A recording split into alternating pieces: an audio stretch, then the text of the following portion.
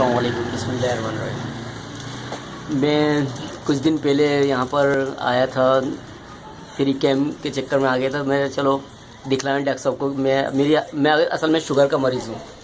4 साल मुझे शुगर को हो गए और बहुत ज़्यादा शुगर मेरी रहने लग गई, 400 तकरीबन आने लग गई। डॉक्टर साहब ने मुझे चेक किया, उसके बाद जो है ना तीन दिन की दवाई दी और 3 दिन में माशाल्लाह जो है ना आज 189 शुगर आई है, जो कि अंदर से जो है ना मैं ख़ुद भी बहुत